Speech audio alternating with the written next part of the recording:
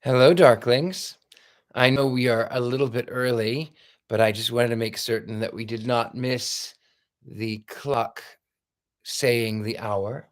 So, anyway, we'll wait for that. So, now is your chance to go get something to drink, feel relaxed, feel calm, uh, get a blanket, cuddle up with someone or something that you love, and listen to story time.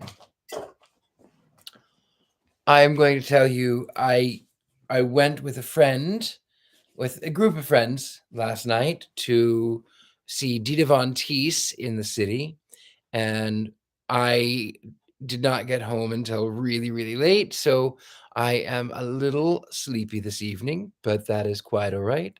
If I fall asleep in this chair, then you, my lovely viewers, my friends, get to watch me snore. That might be kind of fun. Mary Jane, hello. David Abler, hello. Good evening, Mr. Maxwell. Christy Cragen, hello. Monferno, thank you very much. I'm so glad Belphegor says hello. I'm so glad you got him. Um, Monferno has a lovely little antique devil puppet, and his name is Belphegor. Good evening, Amy. It is a good night for a tale. We are going to skip still across the pond, staying with the British Isles. We're going to go to Scotland next. We'll see what happens in tonight's renditions. So, like I said, go pick your poisons. Mine is strychnine. So delicious and healthy too. So smooth. So yes, go pick your poisons and have a nice time relaxing. Benny Sosa, I love you, my friend. Good to see you too. I am I am having a little bit of there's the clock.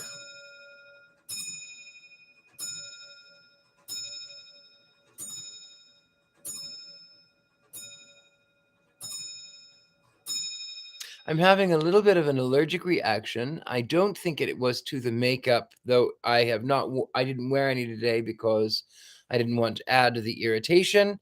I think I have a very strict diet, and I've been trying to I've been drinking this broth every day, but it has tomatoes in it, and I'm allergic to tomatoes, and I thought it's fine. It a little bit won't hurt, but clearly it does.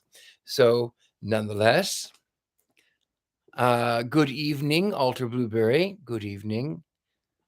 Hello, Angela Gem. All right. For as for announcements, in April, I will be at SatanCon in Boston, Massachusetts.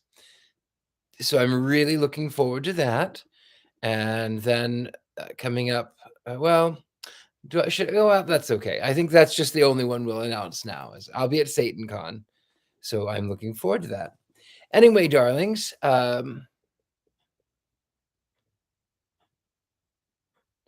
yes, allergy. It is. It is.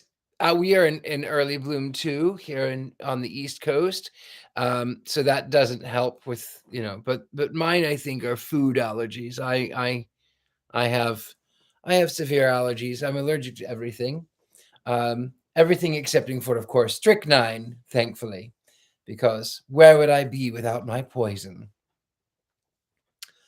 So now we go across to Scotland in Speak of the Devil.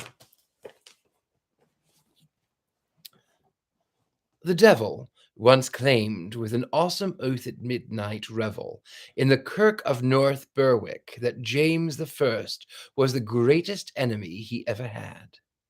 This flattering testament was revealed at the trial of the infamous Dr. Fian and Jelly, or Jealous, Duncan by Agnes Sampson, one of their 40-odd accomplices in the plot to drown James at sea in drown James at sea in May 1590. James was returning at the time from Copenhagen with his bride, the Princess of Denmark. and the deal's good offices had been enlisted to raise such a storm that the royal party would be wrecked. Strangely enough, history records that James almost had wet his cork-heeled shoon. The case of Dr. Fian may have been partly responsible, as Charles Mackay suggests, for James' lifelong interest in the devil and for the publication of his famous demonology. But the devil was very much in evidence in Scotland during James's entire life. Between 1563, 3 years before his birth, and when the death penalty was first instituted against witches, and 1603, when James ascended the throne of England, there were some 17,000 executions for witchcraft in Scotland, or approximately 17 times the number of Scots who were later to die on the field at Culloden. There is a documentary literature as profuse as it is bloody, which covers this incredible period. Of more recent date, there are Stevenson's succinct little fable included here, Witchwood, an excellent novel by John Buchanan, the late Lord Tweedsmuir, and Robert Burns' poem Tam O'Shanter of Gilead Dialect. There sat old Nick in shape o' beast, a towsy tyke, black, grim, and large. To gie them music was his charge. He screwed the pipes and gart them skirl, till roof and rafters a did dirl. At which point, it is logical to introduce Sir Walter Scott's devil from Redgauntlet, a devil so very much a Scot himself that he was willing to do a favor for a piper. This yarn, a complete story introduced to pass the time in the course of an otherwise indifferent work, manages to combine several threads common to satanic literature. Note the emphasis put upon the danger of accepting any gift or food or drink while under the Deil's aegis. Note the white-hot chanter on the pipes offered to Steenie and the efficiency of the mention of God when the going gets tough. The deal was worn a tartan with the best of them, the devil and the innkeeper. Once upon a time, the devil stayed at an inn where no one knew him, for they were people whose education had been neglected. He was bent on mischief, and for a time kept everybody by the ears, but at last the innkeeper set a watch upon the devil, and took him in the fact. The innkeeper got a rope's end. "Now I am going to thrash you," said the innkeeper. "You have no right to be angry with me," said the devil. "I am only the devil, and it is my nature to do wrong." "Is that so?" asked the innkeeper. "Fact, I assure you," said the devil. "You really cannot help doing ill?" asked the innkeeper. "Not in the smallest," said the devil. "It would be useless cruelty to thrash a thing like me." "It would indeed," said the innkeeper. And he made a noose and hanged the devil. "There," said the innkeeper. Wandering Willie's Tale, Sir Walter Scott. That was a short little one, wasn't it?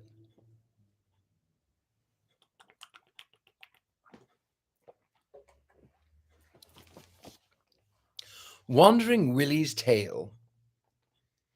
Ye men have heard of Sir Robert Redgauntlet, of that ilk, who lived in these parts before the dear years. The country was lang mind him, and our fathers used to draw breath thick if ever they heard him named.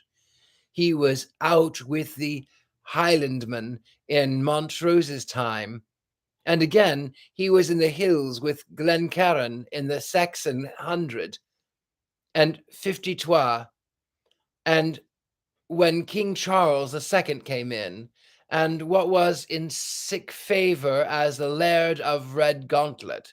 He was knighted at Lennon Court with the king and sword, and being a red-hot prealist, he came down here rampaging like a lion, with commissions of literacy and of lunacy, for what I ken, to put down a wings and a cove natters in the country. I am having a very difficult time reading this one. I think I'm going to skip past Scotland. I beg your pardon.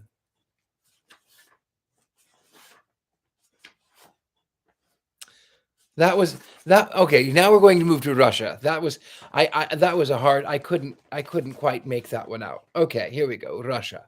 We go to Ruski. When a Russian sells his soul to the devil, it is no casual bargain. A man of Latin temperament, having completed such a contract, proceeds to enjoy himself until the money lender on souls comes around to foreclose. The German, bolstered by diabolical apologists who call themselves philosophers, is well aware that there is no such thing as a good or evil, and that selling one's soul to the devil is an excellent strategy. The Englishman drives a good bargain as possible and treats the whole affair as though the war in heaven would eventually be won on the playing fields of Eton. He adds a mental note that it is always wise to have investments outside the tight little island, including a first lien on furnaces of hell, considered by Foreign Office to be merely an outlying part of the British Empire. But your true Russian goes into the psychological aspects of the deal. For instance, take the case of Stravagan, considered by Dratrovsky the most important character in The Possessed. It is notorious that Katov refused to publish the chapter of that novel in which Stravgorin was the conference with the devil. The public was not ready in those days, and might even be shocked today by the catalogue of Stangovin's sins, his unmotivated crimes, his violation of a child, his utterly debauched life in St. Petersburg. Dostoevsky's famous unwritten masterpiece, The Life of a Great Sinner, to which he refers in his notes and letters, would have gone even more deeply into Stavgorin's character. But we know enough of that tortured soul to know that what agonies of self-abasement and self-analysis attend the dark Russian mind turned to evil. Several Russian folk tales are equally melodramatic and pathological, highly colored and bloody. The best of these is St. John's Eve, as told by Nikolai Vasilievich Gogol, the love story of Petrus and Pedroka, aided and abetted by the devil. Rich as the tale is in Ukrainian folk customs, it is even richer in its revelation of the gruesome subconscious of the Ukrainian peasant mentality in the pre-literate, pre-revolutionary times. It is interesting to note in passing that Petrus saw the devil on St. John's Eve, the traditional moment in European folklore for seeing Satan in his true form, and that fern seed was the classical currency used to acquire unearthly treasures from the powers of darkness. Gorky's ephemeral but bitter satire, The Devil, reveals the particularly difficult life any honest creative writer was forced to lead during the craziest regime. Obviously, dialectical materialism leaves little room for Satan, save as he has been metamorphosed into greedy capitalist for ferocious fascist. Soviet education, striking at superstition, has doubtless relegated the devil to remote mountain valleys, but seeing how efficacious the doctrine Marxist can be without Lucifer's assistance, Russia need not mourn the loss. St. John's Eve. Torma Grigorovich had a very strange sort of eccentricity. To the day of his death, he never liked to tell the same thing twice. There were times when, if you asked him to relate a thing afresh, behold, he would interpolate new matter or alter it so that it was impossible to recognize it. Once on a time, one of those gentlemen, it is hard for us simple people to put a name to them, to say whether they are scribblers or not scribblers, but it just the same thing as us users at our yearly fairs. They clutch and beg and steal every sort of frippery and issue mean little volumes no thicker than an ABC book, every month or even every week. One of these gentlemen wormed this same story out of Torma Grigorovich, and he completely forgot about it. But that same young gentleman in the pea green caftan whom I have mentioned, and one whose tales you have already read, I think came from Poltava, bringing with him a little book and, opening it in the middle, showed it to us.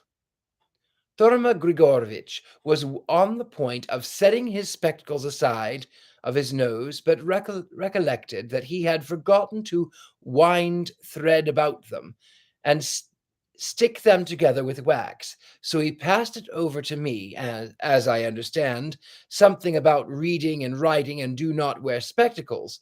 I undertook to read it. I had not turned 2 leaves when at once he caught me by the hand and stopped me. Stop. Tell me first what you are reading. I confess that I was a trifle stunned by such a question. What am I reading? Toma Grigorovich? These were your very words. Who told you that they were my words? Why, what more would you have? Here it is printed, related such and such as a sarcasm.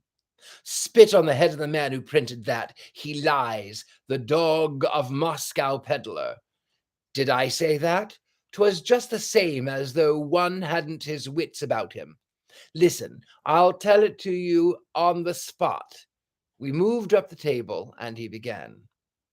My grandfather, the kingdom of heaven be his, may he eat only wheaten rolls and makoviniki, poppy seeds cooked in honey and dried in square cakes, with honey, in other world, could tell a story wonderfully well. When he used to begin on a tale, you wouldn't stir from the spot all day, but keep on listening. He was no match for the storyteller of the present day, when he begins to lie with a tongue as though he had nothing to eat for 3 days, so that you snatch your cap and flee from the house. And now I recall it. My old mother was alive then, in the long winter evenings, when the frost was crackling out of the doors, and had sealed up hermetically the narrow panes of our cottage. She used to sit before the hackling comb, drawing out a long thread in her hand, rocking the cradle with her foot, and humming a song which I seem to hear even now.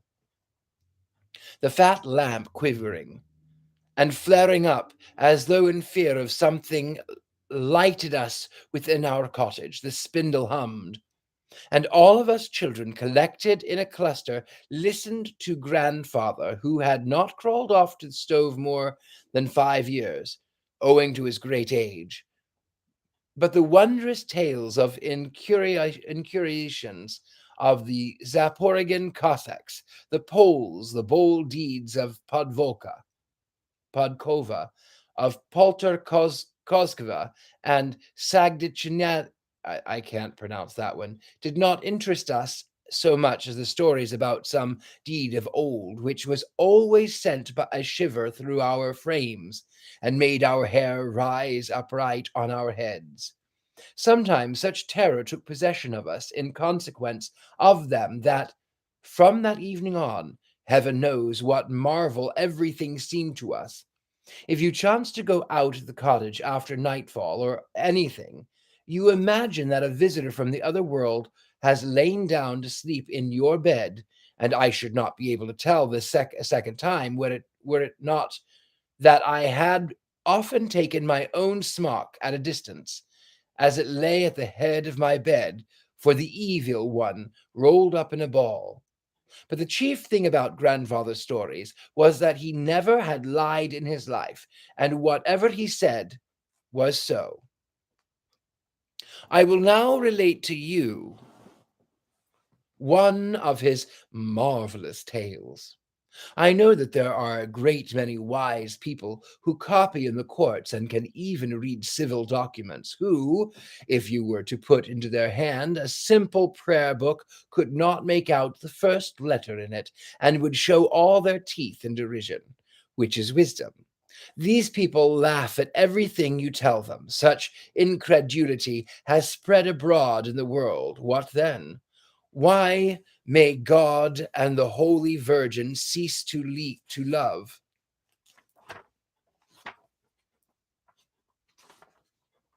Cease to love me, if it is not possible that even you will not believe me. Once he said something about witches. What then? Along comes one of these head breakers and doesn't believe in witches. Yes, glory to God that I have lived so long in the world. I have seen heretics to whom it would be easier to lie in confession than it would for our brothers and equals to take snuff, and those people would deny the existence of witches. But let them just dream about something, and they won't even tell what it was. There's no use in talking about them.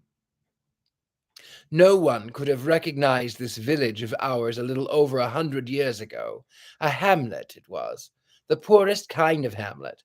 Half a score of miserable isbas, unplastered, badly thatched, were scattered here and there about the fields. There was not an enclosure or a decent shed to shelter animals or wagons. That was the way the wealthy lived. And if you had looked for our brothers, the poor, why, a hole in the ground, that was a cabin for you. Only by the smoke could you tell that a God created man lived there. You ask why they lived so? It was not entirely through poverty. Almost everyone led wandering Cossack life and gathered not a little plunder in foreign lands. It was rather because there was no reason for setting up a well-ordered wooden house. Who may How many people were wandering all over the country? Crimeans, Poles, Lithuanians. It was quite possible that their own countrymen might make a decent and descent and plunder everything. Anything was possible. In this hamlet, a man, or rather a devil in human form, often made his appearance. Why he came and whence no one knew.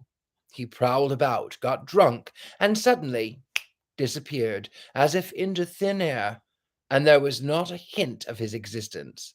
Then again, behold, and he seemed to have dropped from the sky and went flying about the street of the village, of which no trace now remains, and which was not more than 100 paces from Dikanka. He would collect together all the Cossacks he met. Then there were songs, laughter, money in abundance, and vodka flowed like water. He would address the dance and he would address the pretty girls and give them ribbons, earrings, strings of beads, more than they knew what to do with. It is true that the pretty girls rather hesitated about accepting his presents. God knows, perhaps they had passed through unclean hands. My grandfather's aunt, who kept a tavern at the time, in which Basvirik, as they called that devil man, often had carouses, said that no consideration on the face of the earth would have induced her to accept a gift from him. And then again, how avoid accepting? Fear seized on every one when he knit his bristly brows and gave a sidelong glance, which might send your feet God knows whither. But if you accept, Then the next night, some fiend from the swamp with horns on his head comes to call and begins to squeeze your neck when there's a string of beads upon it, or drag you by the hair if ribbons braided in it. God have mercy, then, on those who own such gifts. But here was the difficulty. It was impossible to get rid of them. If you threw them into the water, the diabolical ring or necklace would skim along the surface and into your hand. There was a church in the village of St. Pantanelli. If I remember rightly, there lived a priest, Father Anthanisi, of blessed memory, observing that Basvurik did not come to church even on Easter. He determined to reprove him and impose penance upon him. Well, he hardly escaped with his life.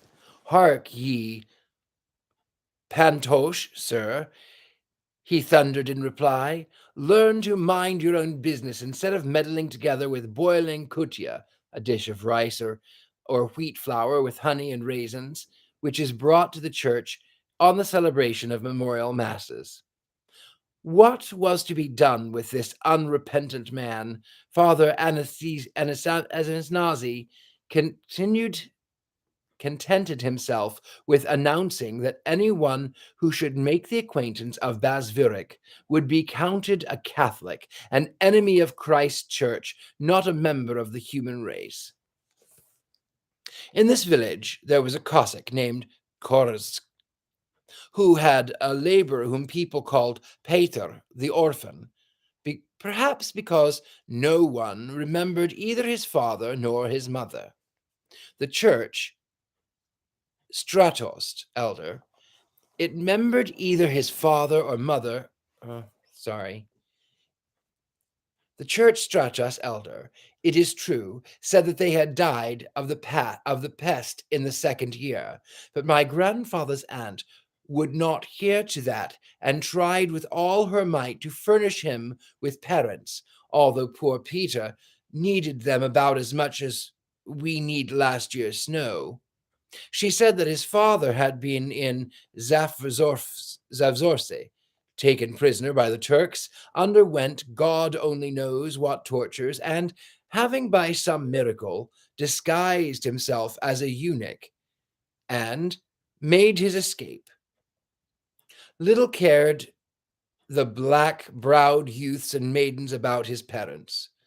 They merely remarked that if only he had a new coat, a red sash, a black lambskin cap with a dandified blue crown on his head, a Turkish saber hanging by his side, a whip in one hand, and a pipe with handsome mountings in the other, he would surpass all the young men. But the pity was that the only thing poor Peter was a grey svitka with more holes in it than there were gold pieces in a banker's pocket. And that was not the worst of it, but this. The Korza had a daughter, such a beauty as I think you can hardly have chanced to see. My deceased grandfather's aunt used to say, and you know that it is easier for a woman to kiss the evil one than to call anybody a beauty. Without malice, be it said, that this Cossack maiden's cheeks were as plump and fresh as the pinkest poppy, when just bathed in God's dew, and, glowing, it unfolds its petals and coquettes with the rising sun. That her brows were like black cords, such as our maidens buy nowadays for their crosses and ducats of the Moscow peddlers who visit the villages with their baskets, and evenly arched as though peeping into her clear eyes, that her little mouth, a sight of which the youth smacked their lips, seemed made to emit the songs of nightingales, that her hair, black as the raven's wing and soft as young flax, our maidens did not then plait their hair in the club intent woven with pretty bright hued ribbons, fell in curls over her kuntkush, upper garment in Little Russia, May I never intone another alleluia in the choir, if I would not have asked her, in spite of the grey which is making its way through the old wool which covers my pate, and my old woman beside me like a thorn in my side. Well, you know what happens when the young men and maidens live side by side. In the twilight, the heels of red boots were always visible, in the place where Pidroka chatted with her Petrus. But Cors would never have suspected anything out of the way. Only one day, it is evident that none but the evil one could have inspired him. Petrus took it into his head to kiss the Cossack's maiden's rosy lips with all his heart in the passage, without first looking well about him, and that same evil one, may the son of a dog dream of the holy cross, caused the old grey beard, like a fool, to open the cottage door at the same moment.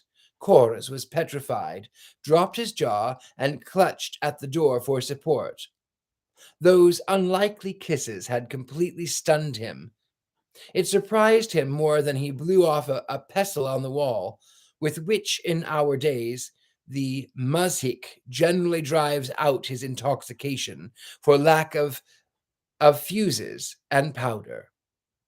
Recovering himself, he took his grandfather's hunting whip from the wall and was about to bellbore Peter's back with it, when Pidroka's little 6-year-old brother, Ivas, rushed up from somewhere or other, and grasping his father's legs with his little hand, screamed out, "Daddy, Daddy, don't beat Petrus. What was to be done? A father's heart is not made of stone." Hanging the whip again upon the wall, he led him quietly from the house. "If you ever show yourself in my cottage again, or even under the windows, look out, Petro. By heaven, your black moustache will disappear, and your black locks, though wound twice about your ears, will take leave of your pate, or my name is not Terenti Corse." So saying, he gave him a little taste of his fist in the nape of the neck, so that all grew dark before Petrus, and he flew headlong. So there was an end of their kissing. Sorrow seized upon the doves, and a rumor was rife in the village that a certain Pole, all embroidered with gold, with moustaches, sabers, spurs, and pockets jingling like the bells of the bag with which our sacristan Taurus goes through the church every day, had begun to frequent Chorus's house. Now it's well known why the father is visited when there is a black-browed daughter about. So one day Pedroca burst into tears and clutched the daughter uh, and clutched the hand of her Ivas. "Ivas, my dear, Ivas, my love, fly to Petrus, my child of gold, like an arrow from a bow. Tell him all. I would have loved his brown eyes. I would have kissed his white face, but my fate decrees not so. More than one towel have I wet with burning tears. I am sad, I am heavy at heart, and my own father is my enemy. I will not marry that Pole, whom I do not love. Tell him they are preparing a wedding, but there will be no music at our wedding. Ecclesiastics will sing instead of pipes and kobas." It's an 8-stringed musical instrument. "I shall not dance with my bridegroom. They will carry me out. Dark, dark will be dwelling of maple wood, and instead of chimneys, a cross will stand upon the roof." Petro stood petrified, without moving from his spot, when the innocent child lisped out Pedroca's words to him, and I, unhappy man, thought to go to Crimea and Turkey, win gold, and return to thee, my beauty. But it may not be. The evil eye has seen us. I will have a wedding too, dear little fish, I too, but no ecclesiastics will be at the wedding. The black crow will caw instead of the Pope over me. The smooth field will be my dwelling, the dark blue clouds my roof tree. The eagle will claw out my brown eyes, the rain will wash of the Cossack's bones, and the whirlwinds will dry them. But what am I? Of whom, to whom am I complaining? 'Tis plain God willed it so. If I am to be lost, then so be it. And he went straight to the tavern. My late grandfather's aunt was somewhat surprised on seeing Petrus in the tavern, and at an hour when good men go to morning mass, and she stared at him as though in a dream. When he demanded a jug of brandy, about half a pailful, but the poor fellow tried in vain to drown his woe. The vodka stung his tongue like nettles, and tasted more bitter than wormwood. He flung the jug from him upon the ground. "You have sorrowed enough, Cossack," growled a bass voice behind him. He looked round. Basvurek! Ugh, what a face! His hair was like a brush, his eyes like those of a bull. "I know what you lack, and here it is." Then he jingled a leather purse which hung from the girdle and smiled diabolically. Petro shuddered. He, he, yes, how it shines, he roared, shaking out ducats into his hand. He, and how it jingles. And I only ask one thing for a whole pile of such shiners.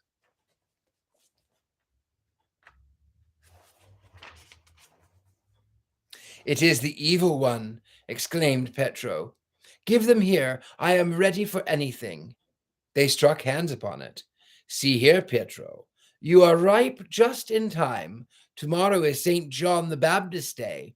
Only this one night in the year does the fern blossom. Delay not.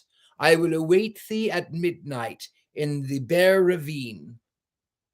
I do not believe that chickens await the hour when the woman brings the corn with as much anxiety as Petrus awaited the evening. And in fact, he looked to see whether the shadows of the trees were not lengthening, if the sun were not turning red towards the setting, and the longer he watched, the more impatient he grew. How long it was! Evidently, God's day had lost its end somewhere, and now the sun is gone. The sky is red only on one side, and it is already growing dark. It grows colder in the fields. It gets dusky and more dusky, and at last, quite dark. At last, with the heart almost bursting from the bosom, he set out his way and cautiously descended through the dense woods into the deep hollow called the Bear's Ravine. Basvurek was already waiting there. It was so dark that you could not see a yard before you. Hand in hand, they penetrated the thin marsh, clinging to the luxuriant thorn bushes and stumbling at almost every step. At last, they reached an open spot. Petro looked about him. He had never chanced to come this way before. Here Basvurek halted. "Do you see, before you stand 3 hillocks? There are a great many sorts of flowers upon them. But may some power keep you from plucking even one of them. But as soon as the fern blossoms, seize it, and look not around, no matter what may seem to be going on behind thee." Petro wanted to ask, and behold, he was no longer there. He approached the 3 hillocks. Where were the flowers? He saw nothing. The wild steppe grass darkled around and stifled everything in luxuriance. But the lightning flashed, and before him stood a whole bed of flowers, all wonderful, all strange, and there were also the simple fawns of fern. Petro doubted his senses and stood thoughtfully before them, with both hands upon his sides. What prodigy is this? One can see these weeds 10 times a day. What marvel is there about them? Was not the devil's face laughing at me? Behold, the tiny flower bud crimsons and moves as though alive. It is a marvel, in truth. It moves and grows larger and flashes like a burning coal. The tiny star flashes up. Something bursts softly, and the flower opens before his eyes like a flame, lighting the others about it. Now is the time, thought Petro, and extended his hand. He sees hundreds of shaggy hands reach from behind him, also for the flower, and there is a running about from place to place in the rear. He half shuts his eyes, plucked sharply at the stalk, and the flower remained in his hand. All became still. Upon a stump sat Basvirik, all in blue like a corpse. He moved not so much a finger. His eyes were immovably fixed on something visible to him alone. His mouth was half open and speechless. All about, nothing stirred. Ugh, it was horrible. But then a whistle was heard, which made Petro's heart grow cold within him, and it seemed to him that the grass whispered, the flowers began to talk among themselves in delicate voices like little silver bells. The trees rustled in waving contention. Basvirik's face suddenly became full of life, and his eyes sparkled. "The witch has just returned," he muttered between his teeth. "See here, Petro, a beauty will stand before you in a moment. Do whatever she commands. If not, you are lost forever." Then he parted the thorn bush with a knotty stick, and before him stood a tiny izba, on chicken's legs, as they say. Basvarik smote it with his fist, and the wall trembled. A large black dog ran out to meet him, and with a whine, transforming itself into a cat, flew straight at his eyes. Don't be angry, you old Satan," said Basvirik, employing such words as have made a good man stop his ears. Behold, instead of a cat, an old woman with a face wrinkled like a baked apple, and all bent into a bow. Her nose and chin were like a pair of nutcrackers. A stunning beauty, thought Petro, and cold chills ran down his back. The witch tore the flowers from his hand, bent over, and muttered over it a long time, sprinkling it with some kind of water. Sparks flew from her mouth. Froth appeared on her lips. "Throw it away," she said, giving it back to Petro. Petro threw it, and what wonder was this? The flower did not fall straight to the earth, but for a long while twinkled like a fiery ball through the darkness, and swam through the air like a boat. At last it began to sink lower and fell so far away that the little star, hardly larger than a poppy seed, was barely visible. "Here," croaked the old woman in a dull voice, and Basvirik, giving them a spade, said, "Dig here, Petro. Here you will find more gold than you or Korza ever dreamt of." Petro spat upon his hands, seized the spade, applied his foot, and turned up the earth a second, a third, a fourth time. There was something hard. The spade clinked and would go no further. Then his eyes began to distinguish a small, iron-bound coffer. He tried to seize it, but the chest began to sink into the earth deeper, farther, and deeper, deeper still, and behind him he heard laugh, more like a serpent's hiss. "No, you shall not see the gold until you procure human blood," said the witch, and led him to a child of 6, covered with white sheets, in dictating by a sign that he was to cut off his head. Petro was stunned. A trifle indeed to cut off a man or even an innocent child's head for no reason whatever. In wrath he tore off the sheet, enveloping his head, and behold, before him stood Ivas. The poor child crossed his little hands and hung his head. Petro flew upon the witch with a knife like a madman, and was on point of laying hands on her. "What did you promise for the girl?" thundered Basvirik, and like a shot he was on his back. The witch stamped her foot. A blue flame flashed from the earth. It illuminated it all inside, and it was as if molded of crystal. and all was within the earth became visible, as if in the palm of the hand. Ducats, precious stones, and chests and kettles were piled on in heaps beneath the very spot they stood. His eyes burned, his mind grew troubled. He grasped the knife like a madman, and the innocent blood spurted into his eyes. Diabolical laughter resounded on all sides. Misshaped monsters flew past him in herds. The witch, fastening her hands in the headless trunk like a wolf, drank its blood. All went round in his head. Collecting all his strength, he set out to run. Everything turned red before him. The trees seemed to be steeped in blood and burned and groaned. The sky glowed and glowered. Burning points like lightning flicked before his eyes. Utterly exhausted, he rushed into his miserable hovel and fell to the ground like a log. A death-like sleep overpowered him. 2 days and 2 nights did Petro sleep without once awakening. When he came to himself on the 3rd day, he looked long at all the corners of his hut, but in vain did he endeavor to recollect. His memory was like a miser's pocket, from which you cannot entice a quarter of a hopeck. Stretching himself, he heard something clash at his feet.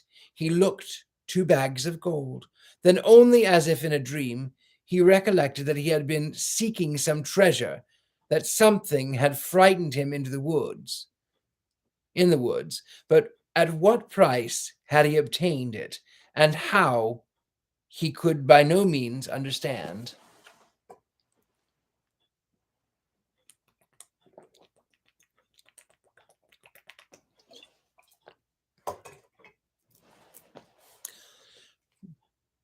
Corza saw 2 sacks and was mollified.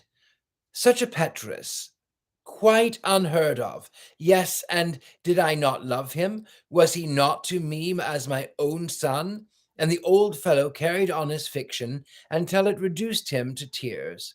Pedroca began to tell him some passing gypsies had stolen Ivas, but Petro could not even recall him, to such a degree that the devil's influence darkened his mind. There was no reason for delay. The poll was dismissed, and the wedding feast prepared. Rolls were baked, towels and handkerchiefs embroidered. The young people were seated at table. The wedding loaf was cut. Band burst, cymbals, pipes, Cosby sounded, and pleasure was rife. A wedding in the olden times was not like one of the present day. My grandfather's aunt used to tell what doings, how the maidens in festive headdresses of yellow, blue, and pink ribbons, above which they bound gold braid in thin chemisettes embroidered on the seams with red silk and strewn with tiny silver flowers in Morocco shoes with high iron heels, danced the gorlitza as swimmingly as peacocks and as widely as the whirlwind.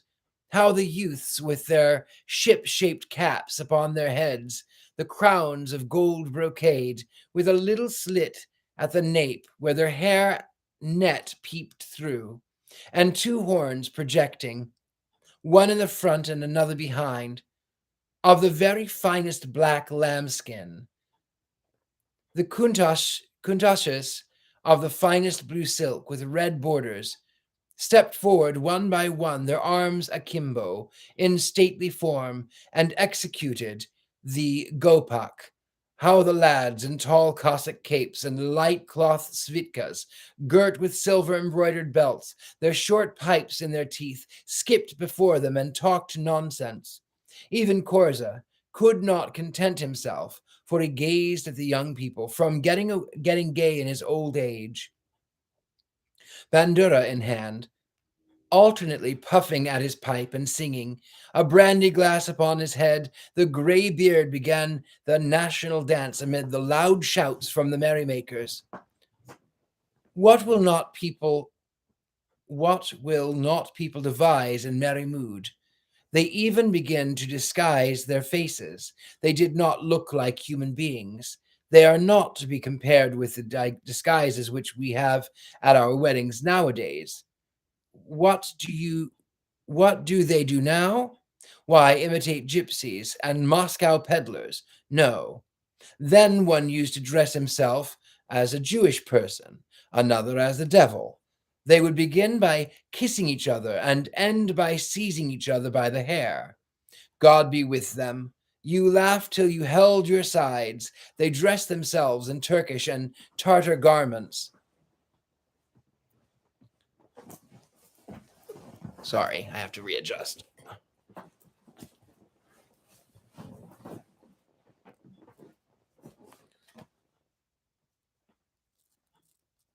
They God be with them. You laughed till you held your sides. They dressed themselves in Turkish and Tartar garments. All upon them glowed like conflagration, and then they began to joke and play pranks. Well, then and away with the saints. The amusing thing happened to my grandfather's aunt, who was at this wedding. She was dressed in a voluminous Tartar robe, and wine glass in hand, was entertaining the company of the evil one, instigated the man to pour vodka over her from behind. Another, at the same moment, evidently not by accident, struck a light and touched it to her. The flame flashed up. Poor aunt, in terror, flung her robe from her before them. All screams, laughter. Jest arose, as if it was a fair. In a word, the old folks could not recall so merry a wedding. Pedorca and Petrus began to live like a gentleman and a lady. There was plenty of everything, and everything was handsome. But honest people shook their heads when they looked at their way of living. From the devil no good can come, they unanimously agreed. Whence, except from the tempest of orthodox people, came this wealth? Where else could he get such a lot of gold? Why, on the very day he got rich, did Basvuric vanish as if into thin air? Say, if you can, that people imagined things. In fact, a month had not passed, and no one would have recognized Petrus. Why? What had happened to him? God knows. He sits in one spot and says no word to anyone. He thinks continually and seems to be trying to recall something. When Pedorca succeeds in getting him to speak, he seems to forget himself, carries on a conversation, and even grows cheerful. But if he inadvertently glances at the sacks, stop, stop, I have forgotten, he cries, and again plunges into reverie. And again strives to recall something. Sometimes, when he has sat long in a place, it seems to him as though it was coming, just coming back to mind, and again all fades away. When it seems as if he's sitting in the tavern, they bring him vodka. Vodka stings him. Vodka is repulsive to him. Someone comes along and strikes him on the shoulder. But beyond that, everything is veiled in darkness before him. The precipitation streams down his face, and he sits too exhausted in the same place. What did not Pedorca do? She consulted the sorceress Erid. They poured out fear and brewed stomach ache. To pour out fear is done with us in case of fear, when it is desired to know what caused it. Melted lead or wax is poured into water, and the object whose form it assumes is the one which frightened the sick person. After this fear departs, Sonia Schnitza is brewed for giddiness and pain in the bowels. To this end, a bit of stump is burned, thrown into a jug, and turned upside down into a bowl filled with water, which is placed on the patient's stomach.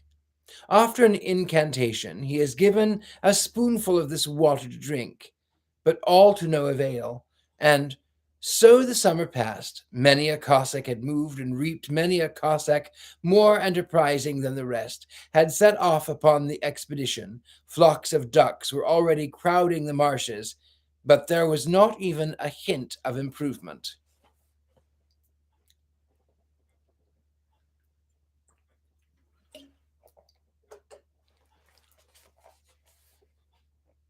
It was red upon the steppes. Ricks of grain, like Cossacks' caps, dotted the fields where there were.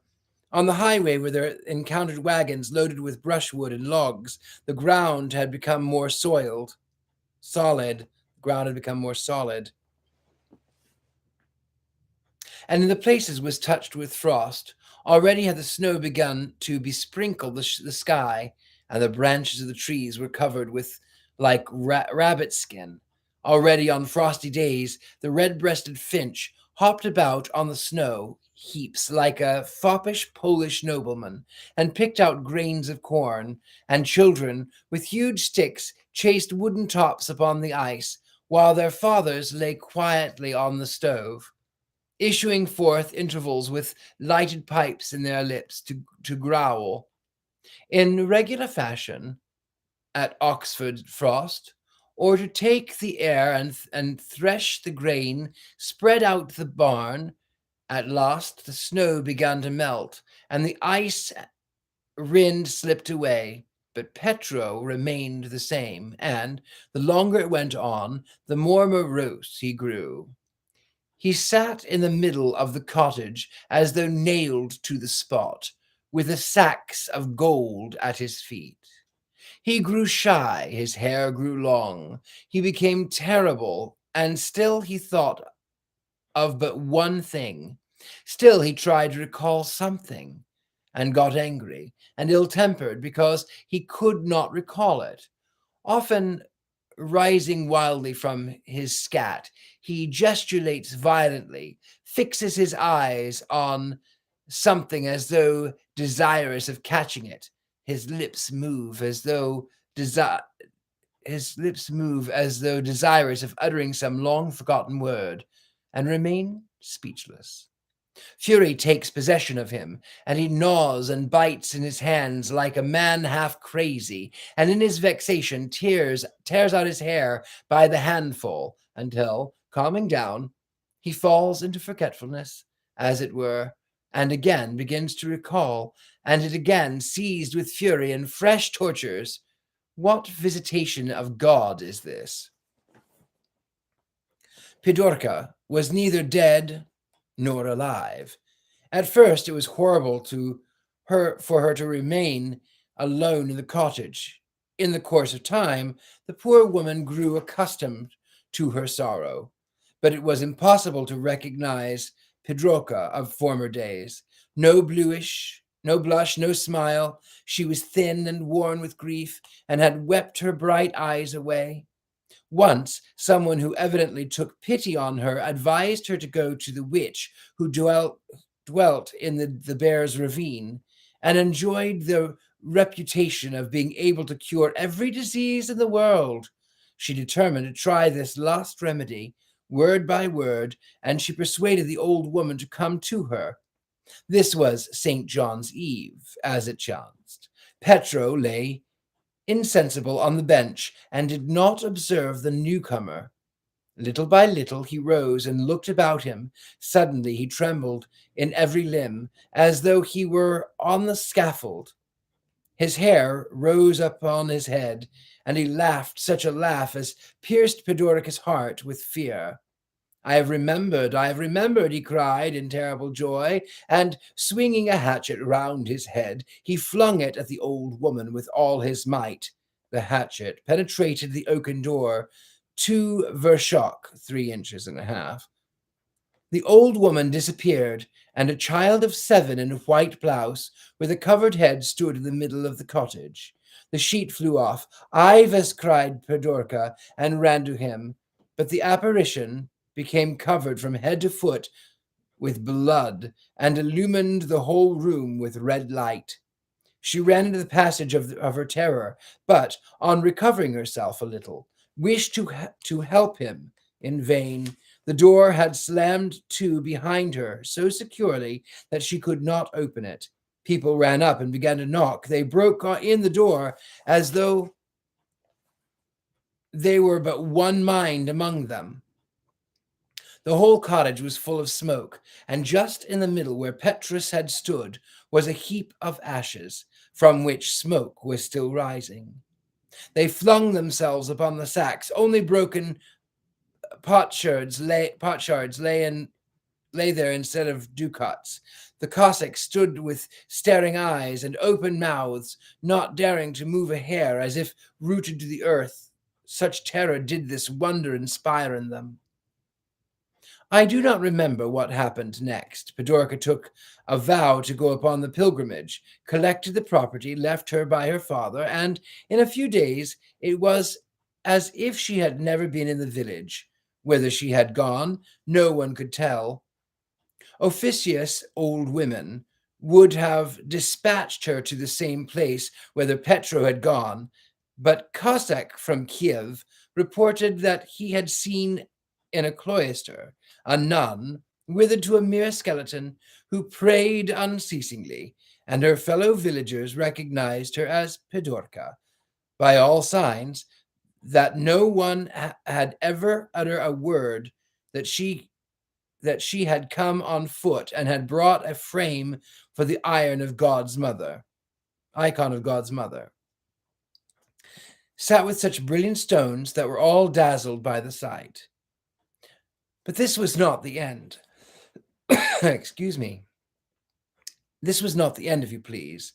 On the same day that the evil one made away with Petrus, Basvurik appeared again, but all fled from him. They knew what sort of bird he was, none else than Satan, who had assumed human form in order to unearth treasures, and, since treasures do not yield to unclean hands, he seduced the young. That same year, all deserted their earth huts and collected in the village. But, even there was no peace on account of the accursed Basvurik.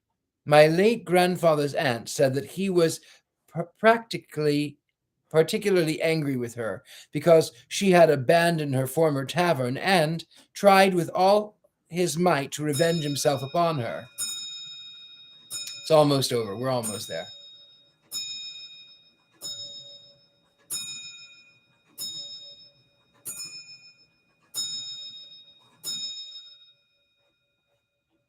Once the village elders were assembled in the tavern, and, as the saying goes, were arranging the precedence at the table, in the middle of which was placed a small roasted lamb.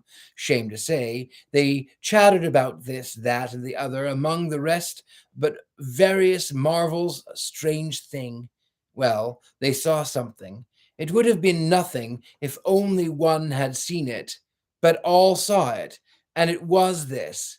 The sheep raised his head, his goggling eyes became alive and sparkled, and the black bristling moustache, which appeared for one instant, made a significant gesture to those present. All at once recognized Basvurik's countenance in the sheep's head. My grandfather's aunt thought it was on the point of asking for vodka. The worthy elders seized their hats and hastened home. Another time, the church starost himself, who was fond of an occasional private interview with my grandfather's brandy glass, had not succeeded in getting to the bottom twice, when he beheld the glass bowing very low to him. Satan take you, let us make the sign of the cross over you. And the same marvel happened to his better half. She had just begun to mix the dough in the huge kneading trough, when suddenly the trough sprang up. Stop, stop! Where are you going? Putting its arms akimbo with dignity, it was skipping all about the cottage. You may laugh, but it was no laughing matter to your grandfathers. And in vain did Father Ashanti go through all of the village with holy water and chase the devil through the streets with his brush. And my late grandfather's aunt long complained that as soon as it was dark, someone came knocking at her door and scratching at the wall. Well, all appears to be quiet now in the place where our village stands, but it was not so very long ago. My father was still alive, that I remember, how a good man could not pass the ruined tavern which a dishonest race had long managed for their own interest. From the smoke-blackened chimneys, smoke poured out in a pillar, and arising high in the air, as if to take an observation, rolled off like a cap, scattering burning coals over the steppe. And Satan, the son of a dog, should not be mentioned, sobbed so pitifully in his lair that the startled ravens rose in flocks from the neighboring oak wood and flew through the air like with wild cries. That's where we end for the evening. That was an interesting story. There was a lot of words that were Russian, and I don't speak Russian. До свидания. That's about all I can say. All right, darlings. Thank you so much for being here tonight. I really appreciate each and every one of you who remained. Come back on Wednesday when we do the Witches Movie Coven. We're going to be doing Disney, which I'm not a big fan, but that's quite all right. Anyway, with that, I love you all. I appreciate you. Unpleasant screams. Until next time. Bye-bye.